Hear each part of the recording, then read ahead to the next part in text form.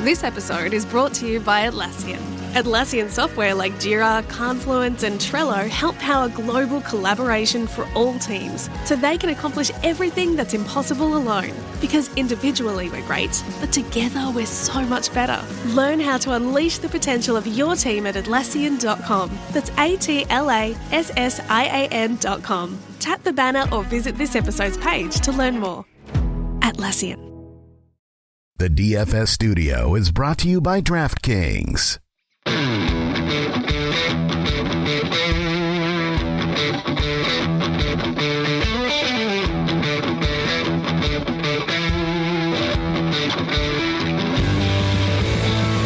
Welcome to the Fantasy Footballers DFS and Betting Podcast with your hosts, Kyle Borganoni and Matthew Betz.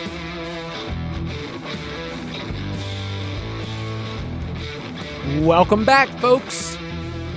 It's Tuesday, November 28th on the Fantasy Footballers DFS and Betting Podcast. I'm your host, Kyle Borganoni, and I am joined, as always, by Matthew Dapper Betz. You're saying I look dapper. Dapper, man. Wow.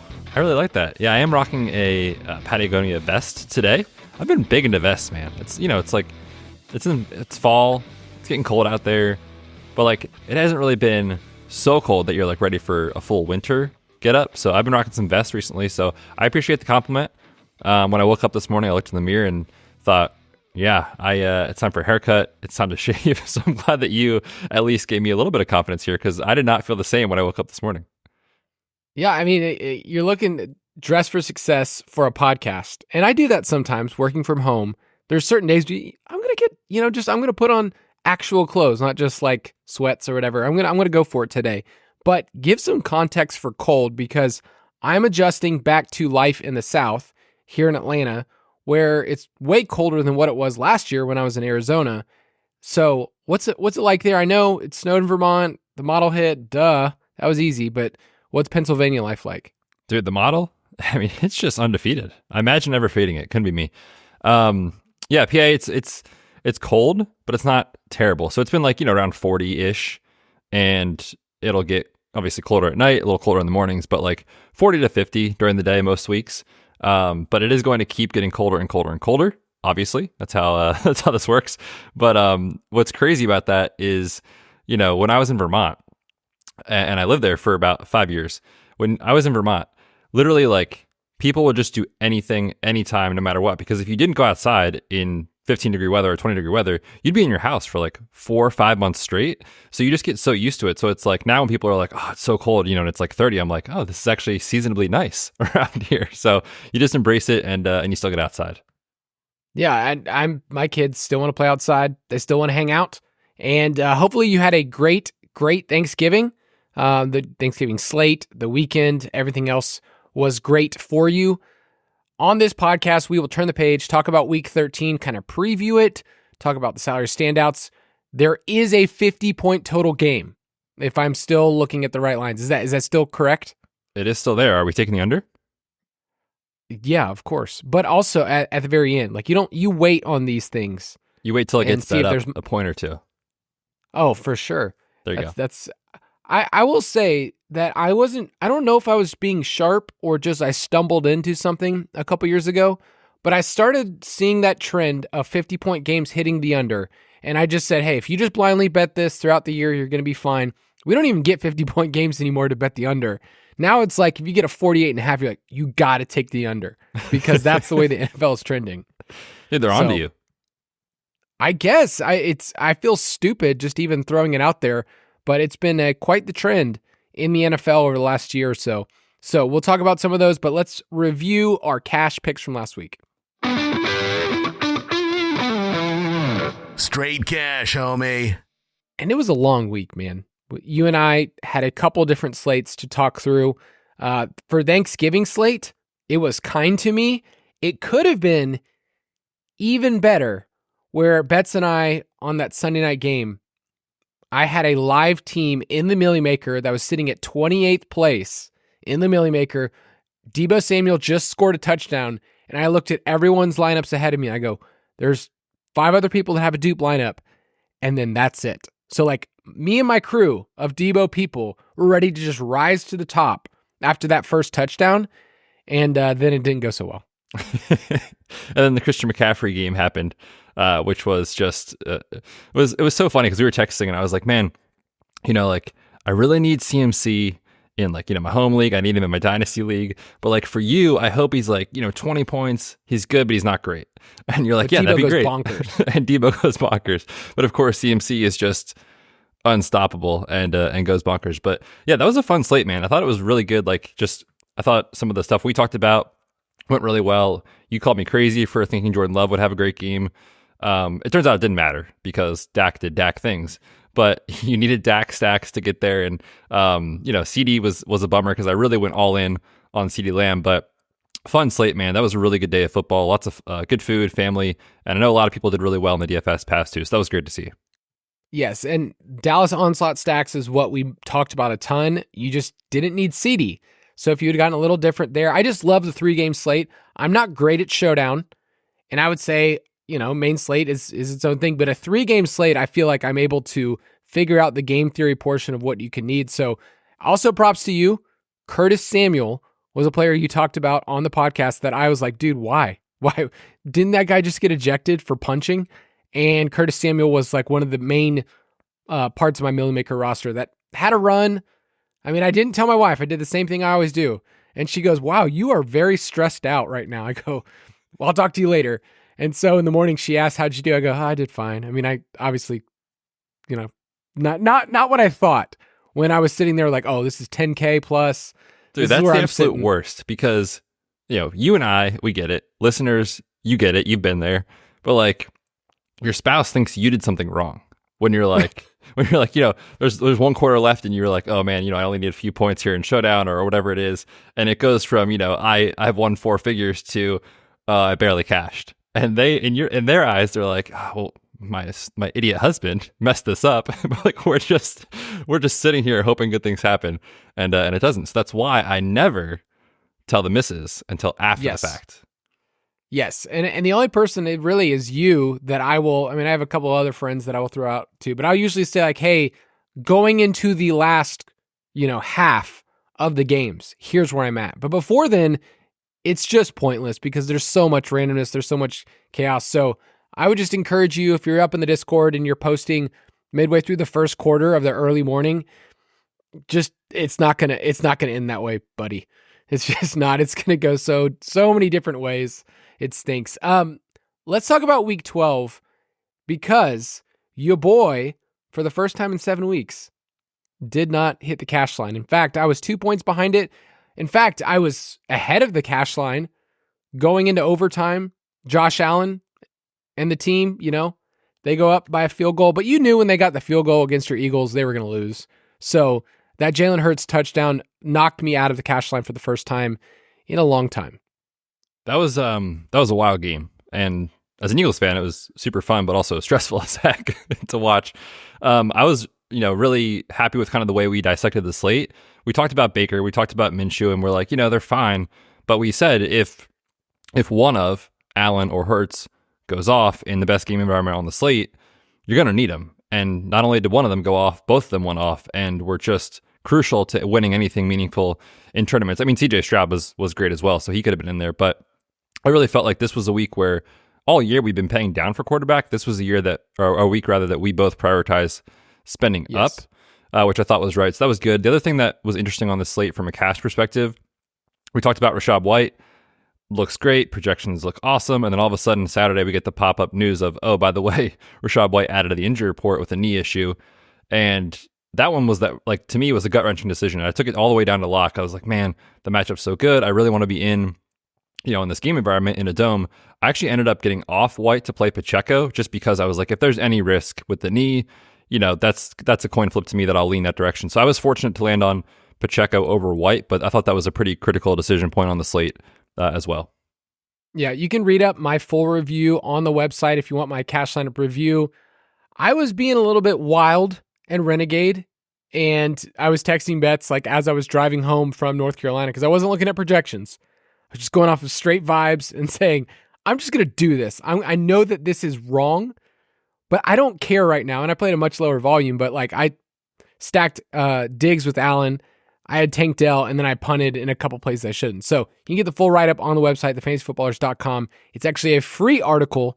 If you want some cash lineup review strategy, you can do that. But we did have a big winner.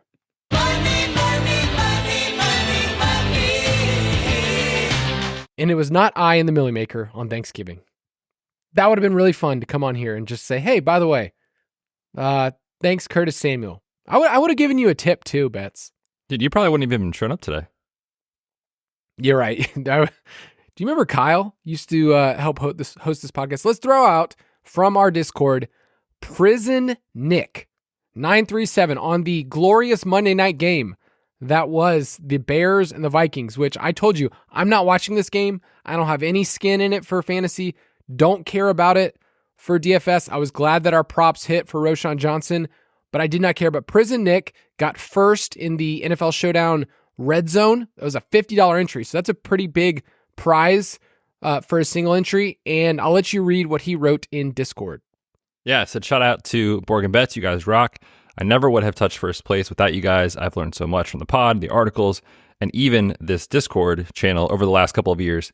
Thanks for everything. So shout out to Nick. That's pretty incredible, man. You turned $60 into over $3,000 on a Monday night. That's pretty sweet. So congrats, Nick. Yeah, congrats, Nick. And oh, wait, we have one more winner. Dude, you should not have had the money drop. It's Chili's, Chili's. We do need a Chili's. I will cut that in. You know, just if it's I want my baby back. Yeah, or Michael Scott singing Baby Back Ribs. Or even just Pam saying, I can feel God in this Chili's. So Betz and I on the Thanksgiving pod did a Thanksgiving Chili's challenge, and I dominated him, winning by a total of 4 points? Dang it, man. Dang it. The Lions D did me in with a cool 0 on this slate. So, yeah, congrats, man. Next time we're together in person, I guess I owe you a nice little 2 for 20 from Chili's. I'll even throw you a marg. Dude, what a kind friend you are. So that was fun. And I actually entered that exact lineup in as my cash lineup, and I hit the cash line in a couple for Thanksgiving as well. So it was fun. I'm sad, man. I'm sad that we don't get a Thanksgiving slate like that for a while.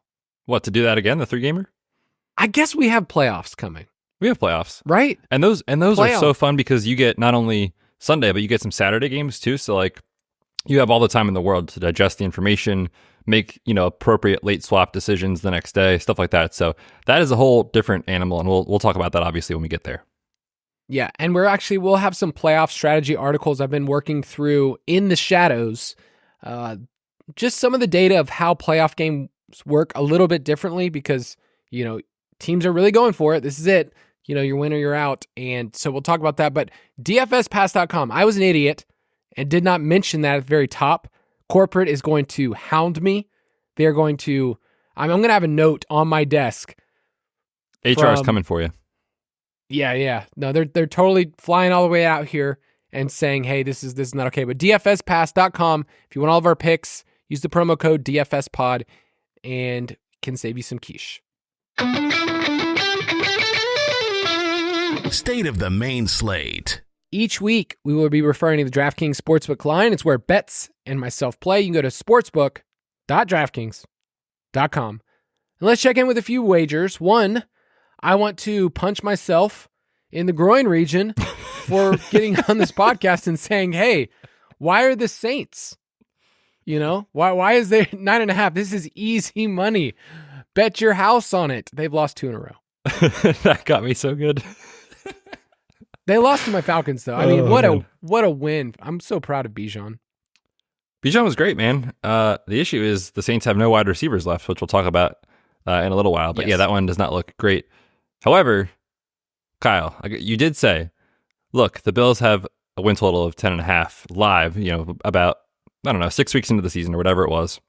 It's like, man, the Bills are definitely winning 11 games. They're definitely going to the playoffs. This team has a worse record than the Pittsburgh Steelers, which is just crazy. And, if you look at the metrics and yardage and EPA and whatever, like they're clearly the better team offensively. But it's rough, man. I mean, they come out of their bye and they get some brutal matchups. So I don't know. Where are you at with that one? I just think this is a really good Betz and I come at this as sometimes like teaching points. And as a former high school teacher, like I think about this a lot.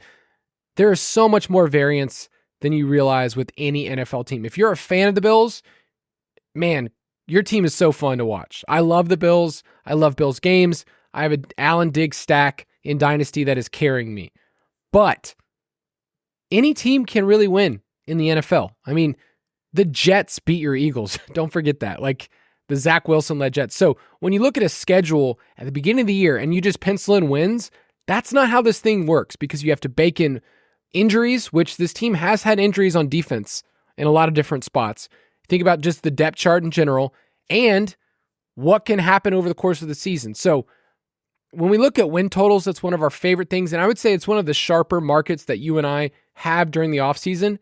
Bake in what could go wrong, not just what could go right. That's kind of how we think as a society. Like, oh, this is what could happen. We love betting overs.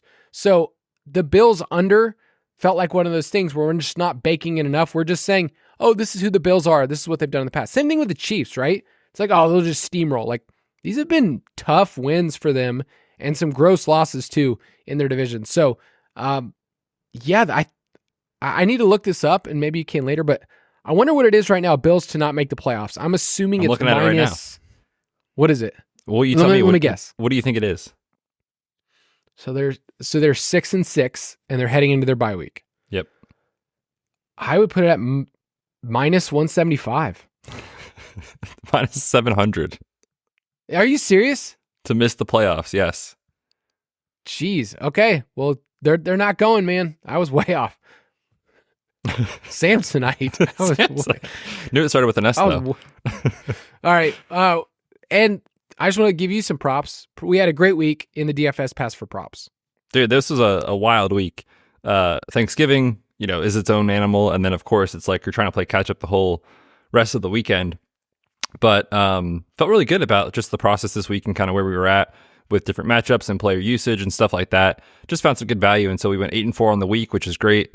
Brings us up, I think it's 6.2 units on the year, something like that, which is lower than what we've been historically. But man, the props market this year and each year gets harder to beat. So I'm happy with where we're at. I think it's just a nice little add-on for everyone in the DFS Pass, making a little extra money along the way. And pro tip, you might even get some basketball props, which have been, once a day. Betz and I throw those out. If you know, you know. And that's only for people in the DFS Pass channel, like in the DFS and the props alerts. Yeah, let's just say that that's going places. Let's take a quick break, and we'll be right back.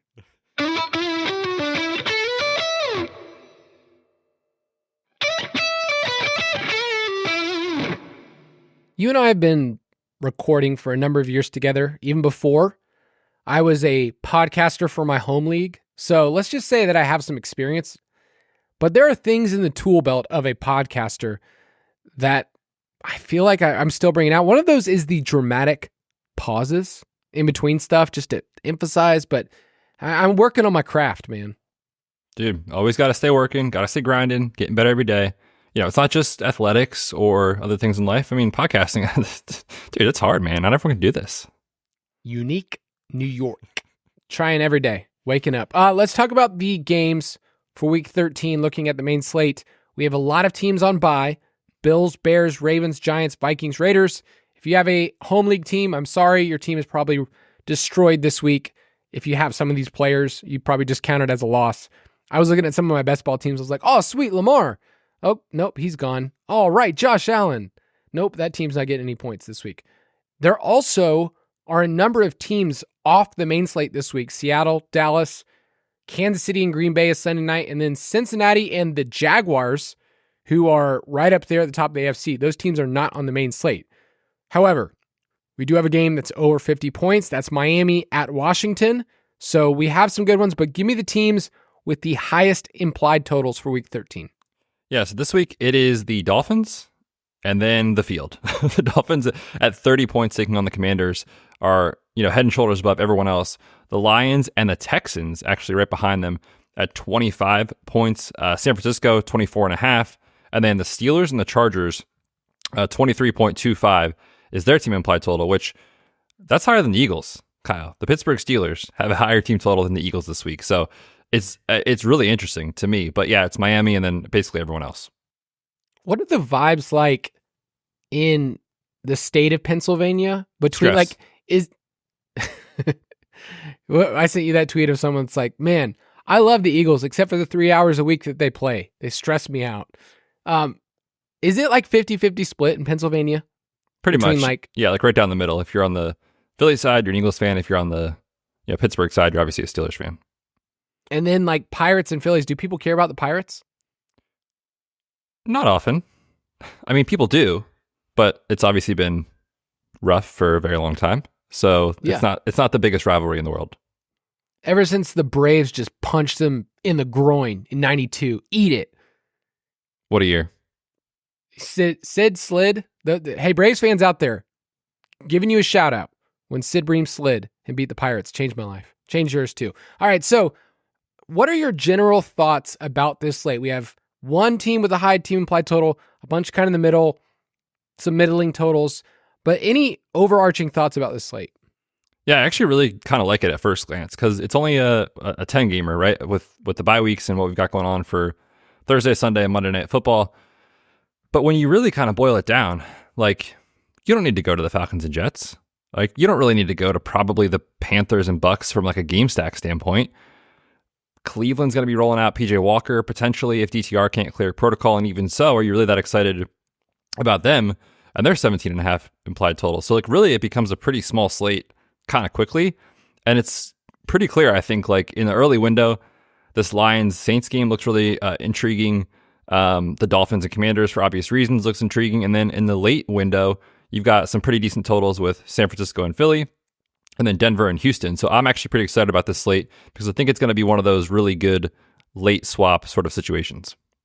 Yeah, you can kind of tell just from looking at it from a visual perspective. You can get this in the DFS Pass. We have a Vegas Report article from Betz. I give the first look. It's like there are 3 or 4 games that really stand out above the rest. And when I get to my pace of play article, I can tell like, okay, there's a 3.5. There's probably a 4. Miami, Washington will be interesting because, there's tons of pass attempts. But do you think that just already Miami, Washington is going to be the most rostered game?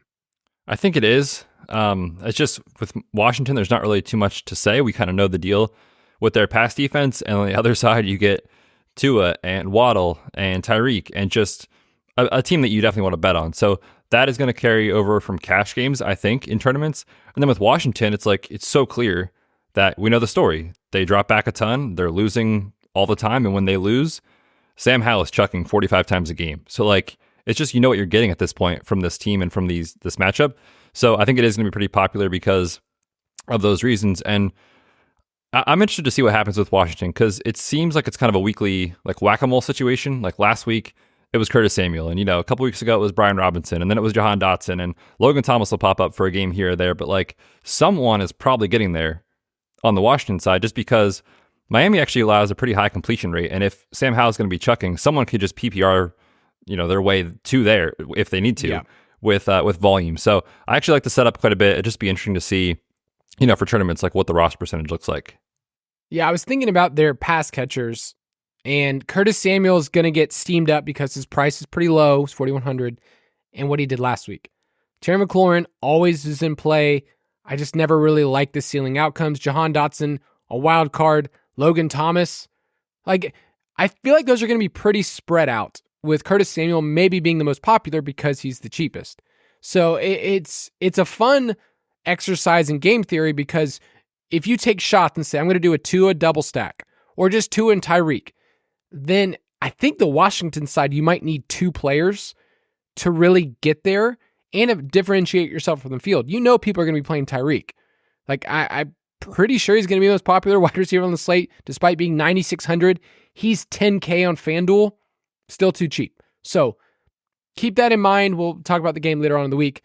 I wanted to throw out San Francisco and Philadelphia for obvious reasons because these are the premium players in fantasy football, right? CMC, AJ Brown, Jalen Hurts, the boys, Devonta Smith, who's been awesome, and bring up this awesome, simple stat.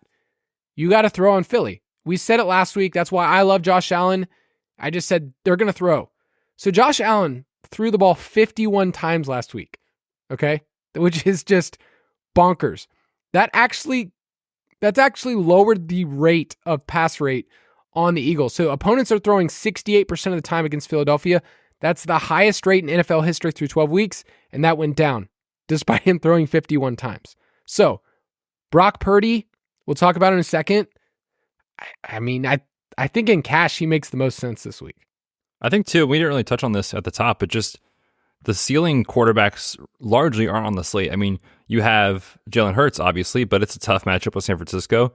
And, besides that, there's no Josh Allen, Lamar, Mahomes, Dak, Justin Fields didn't have a great game last night, but we know he can pop up for a huge rushing line. So, there really aren't these just incredible outlier ceiling plays on the slate. So if for some reason, Jalen Hurts fails or just has an okay game, you probably will need to spend down a little and get one of these other guys. So Brock Purdy, to me, I agree with you, looks like a pretty awesome play early in the week. Which game do you feel like is the sneakiest on the slate? So we mentioned the top two. Which one's kind of sneaky? Well, we know the deal with Houston. CJ Stroud is just on another level, that he's playing great. Denver, quietly, you don't think about them being a great offense. You don't think about them putting up points, but they are pretty good. And they've actually been pretty good for DFS.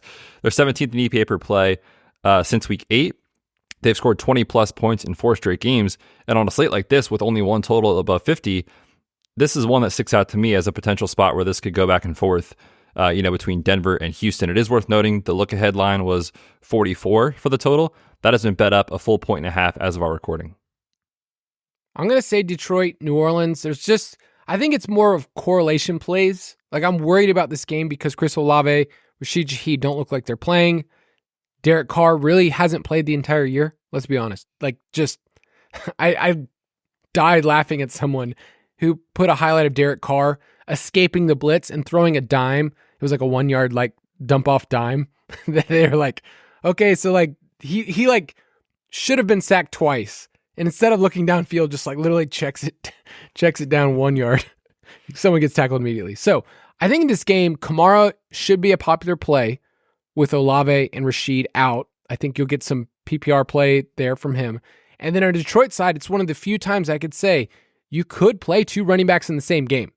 Because Kamara projects as their top pass catcher, Gibbs, Montgomery, or if you want to play Amon-Ra. So I like this game in a dome against the Detroit defense that's kind of been lit up recently. We've kind of penciled in Detroit. It's they're really tough. They have a good pass rush, but the Packers came out, whooped them. So I like this game, Kamara plus another player on the other side. Which game do you want to be underweight on? I don't love Cleveland and the Rams. I'll be honest. I don't love it.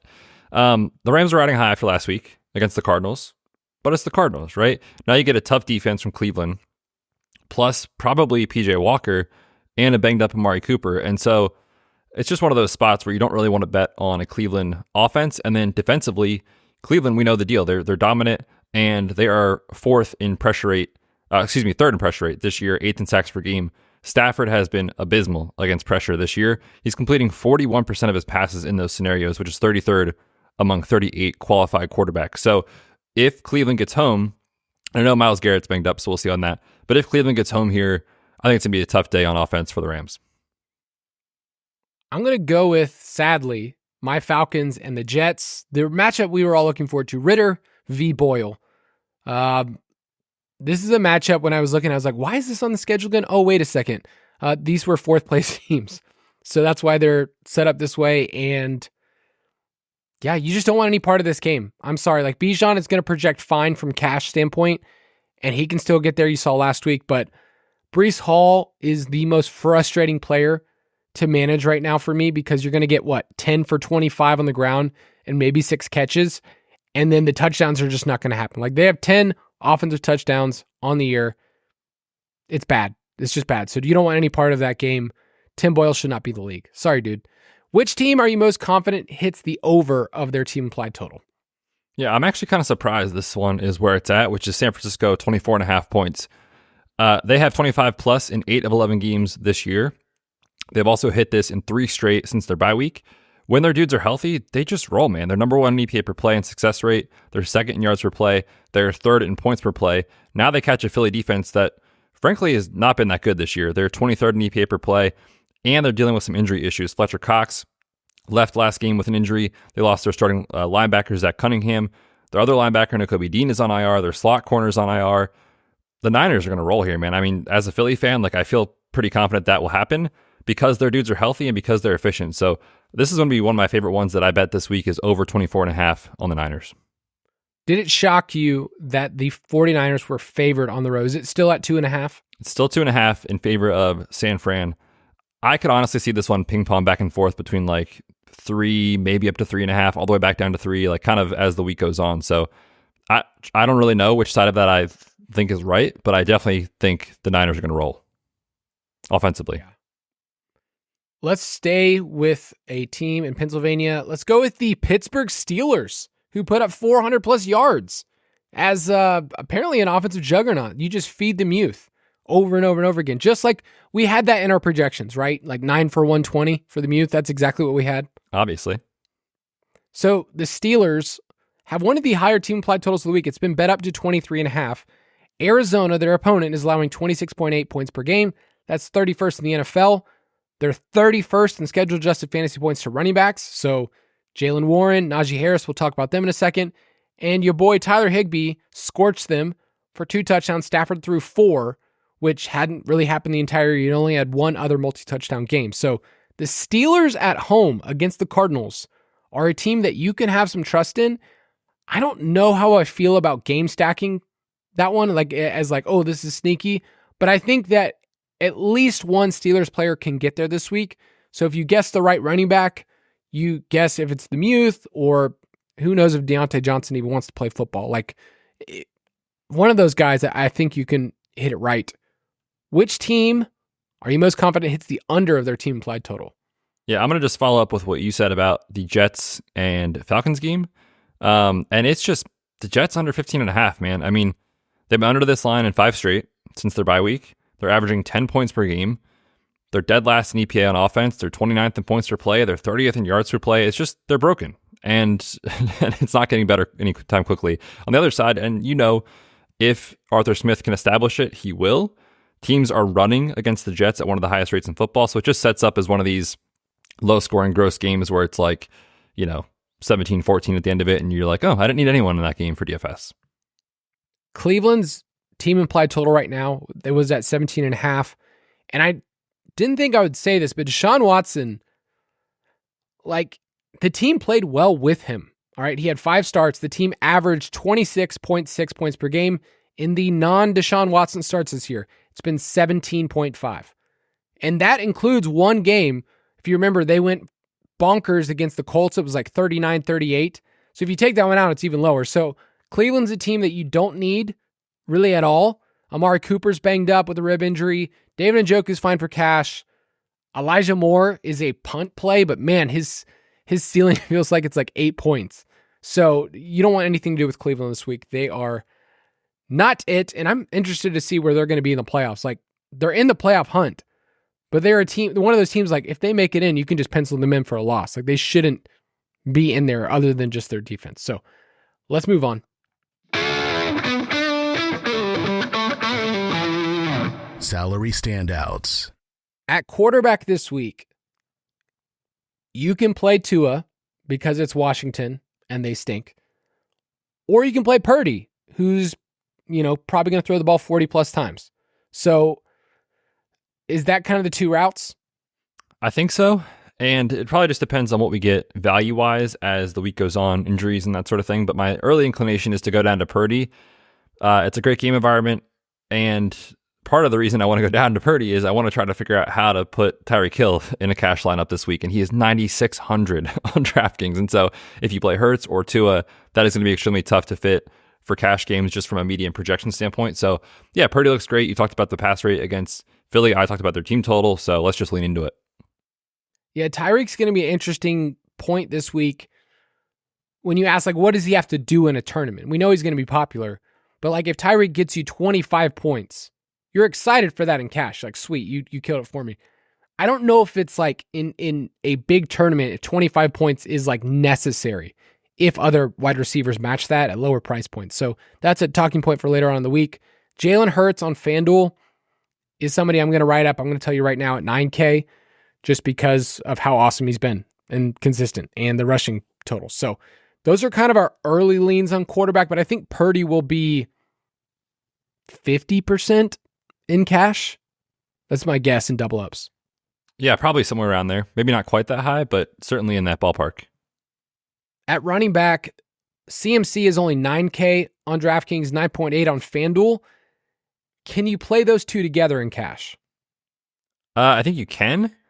You probably won't be able to fit Tyreek and CMC, so that's just a decision point on the slate. There's some good running back plays, I think, that are a little bit cheaper. So my early lean is probably not to go there in cash, but I mean, his role is the best in football, and we've already talked about the Niners rolling, and the correlation actually between Purdy and CMC has been quite strong given how involved he is in the passing game. So I think it's totally viable if you do want to build that way. Yeah, he's a player that I don't care what the matchup is. It just doesn't matter. Like you can show me it's the Eagles, don't care. There are a lot of good values, I would say, in the 6K range. Bijan Robinson at 6.7 against the Jets, who the Jets' run defense has not been as good as what you think. So I think that he's a solid play. Arthur Smith is using him more. It's too cheap for his role. So like, I don't know, 4 targets, 5 targets, something like that. Like I think Bijan is a fine cash play. Yeah, I mean, like I said, teams are choosing to run on the Jets at the highest rate in football, actually, and it's because their defense in the secondary is dominant, right? So this is what they want to do. They want to feed the running backs, and since the Arthur Smith public, pushback situation a couple weeks ago, in their last 2 games, Bijan has touched the ball 23 and 19 times, and no other running back saw a target last week. So if you're getting, like you said, that 3, 4, 5 target range and 15 plus carries in this spot with how talented he is, even though the game environment is horrible, he looks like a pretty solid play this week. What a sweet touchdown on the wheel route. I mean, Ritter is going off his back foot, so I won't say it was the safest throw in the world, but when you have a player who's essentially a wide receiver as well at the running back position, it was pretty awesome. Rachaad White is 6.3. We've questioned the talent. We don't question the role, and we don't question if the matchup is Carolina. That's kind of been our recipe. Like last week it was Derrick Henry, week before it was Tony Pollard. So Rachaad White just feels like a high floor cash play. Yep. I couldn't add anything better. I mean, the pass game role's there and the matchup's there, so he looks totally solid.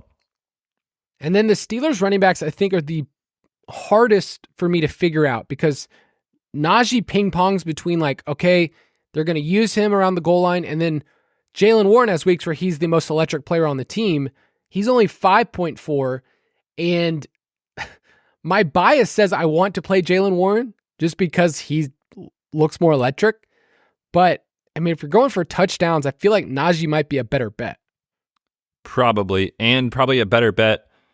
I mean, this could change in-game depending on how they're using these guys, but just if you're going to project it before the game starts, Najee's probably touching the ball more than Jalen Warren. Is that 13 to 12? Is it 15 to 14? It's probably going to be pretty close, but he's going to be the favorite as far as leading the team in carries.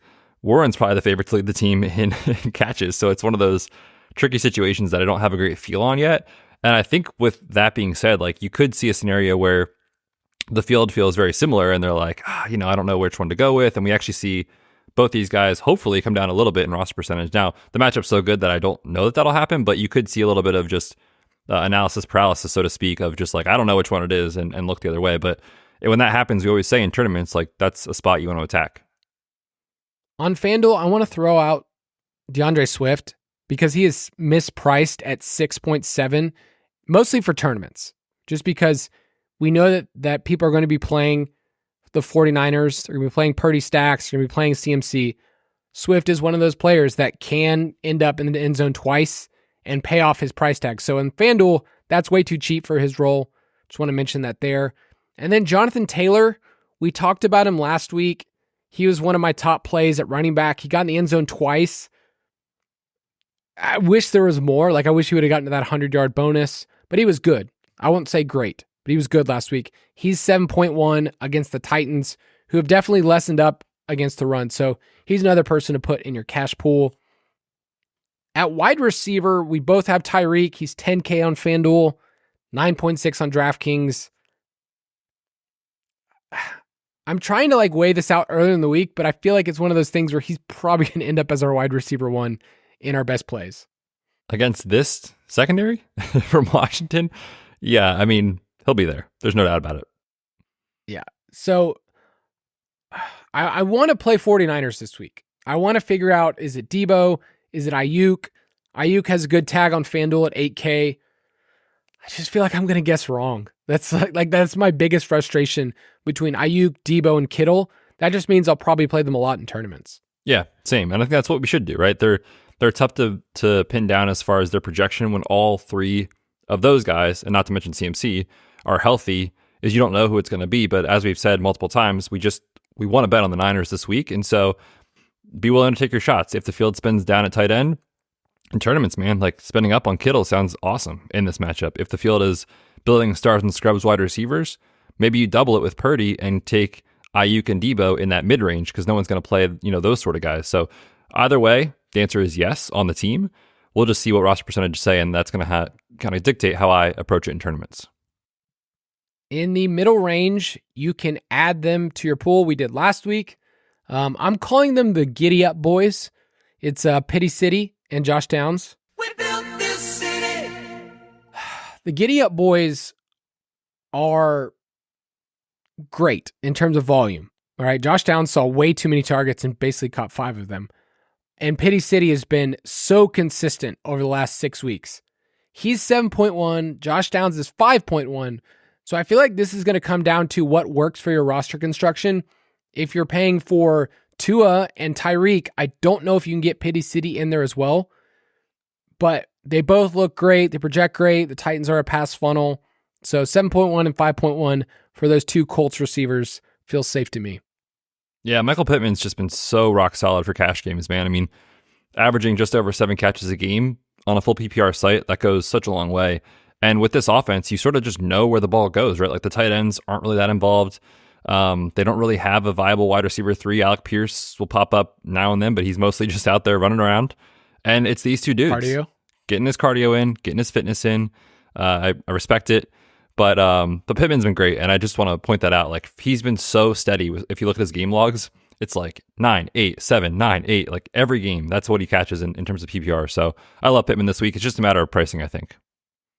We built this city. I needed to hit that again because he's the offspring of this podcast. We can say that. Like, he is one of our children, and we've been with him for a long time. Since the very beginning of Pity City was started on this podcast. Like, I'm just really proud of him. The punt options this week, I kind of like. Like, I feel like you're going to find a 3K wide receiver that's going to see 5+ targets, and that's pretty awesome. So the punt options I'm seeing right now is the Saints' A.T. Perry. He's a rookie. He's 6'5". He's only $3,300. If Olave and Rashid Shaheed are out, I think he's going to be one of the more popular plays this week. And I think it's chalk. You just eat in cash and then you fade in tournaments. You say, who cares? But he's fine. Elijah Moore, if Amari Cooper misses, is another interesting play at 3.5. He's going to see a bunch of targets and probably turn them into 24 yards. But if he goes 5 for 24, you'll take that in cash.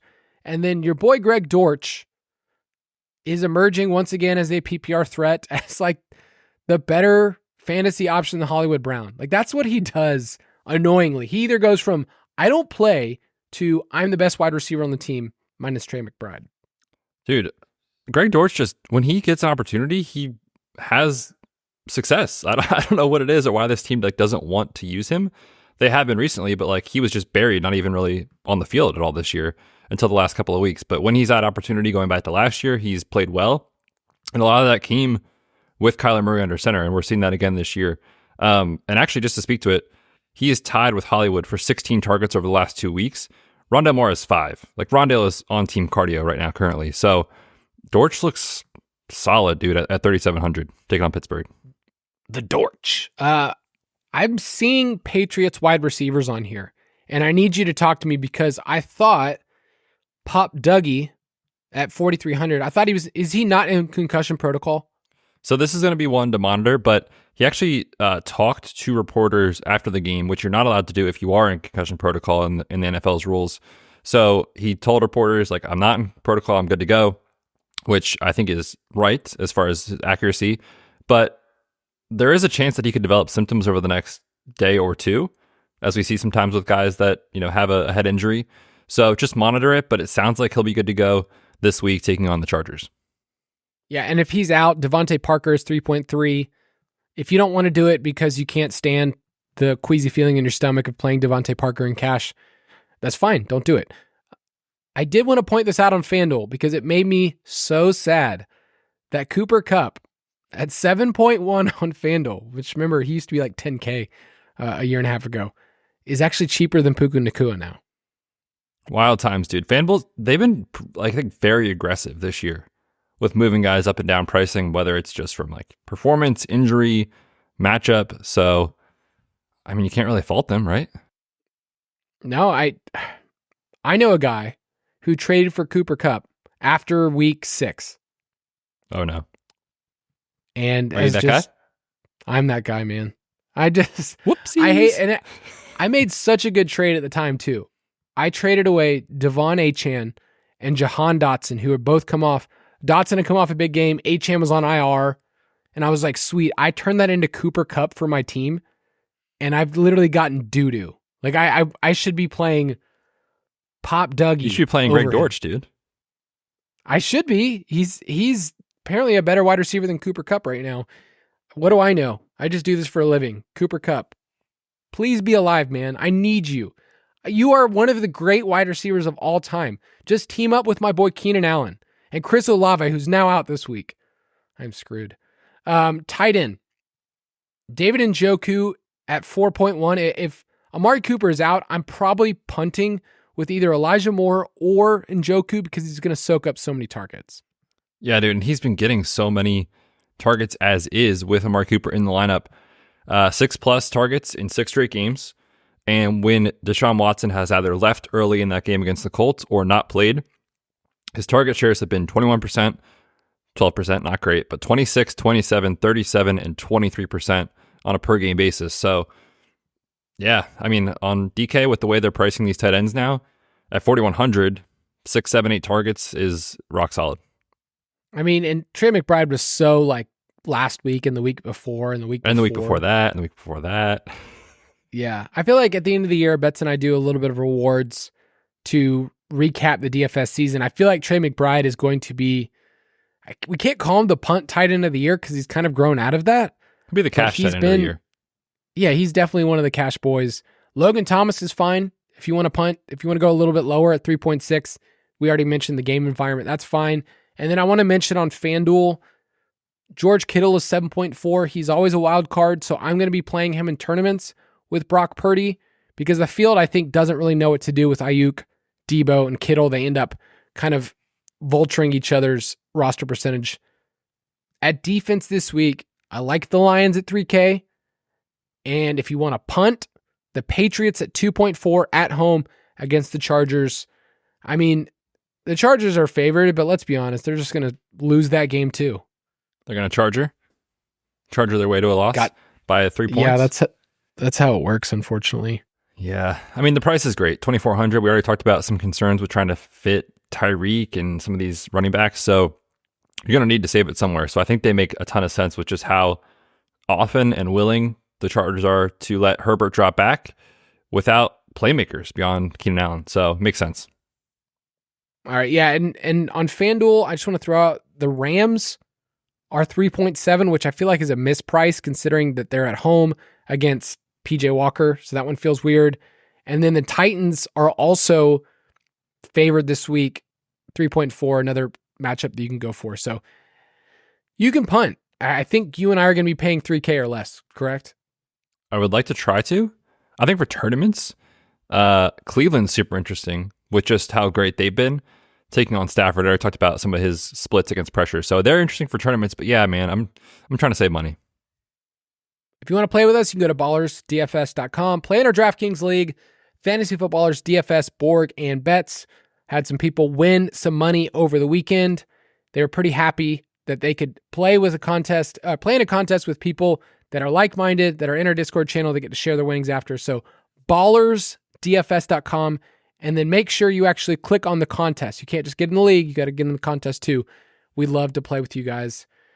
That's going to do it for this week. We'll be back on Friday to break down the main slate, our favorite games that we want to stack, prop it like it's hot, and of course, who could forget our slate breakers? So Betz, tell everyone bye. Yes, sir. Should be a very fun slate. I'm actually very excited about it. Enjoy the week. Enjoy a little reprieve here from football. I feel like we've had football for like 9 days straight. As Kyle said, we're back Friday. Break down the main slate. We will see you then.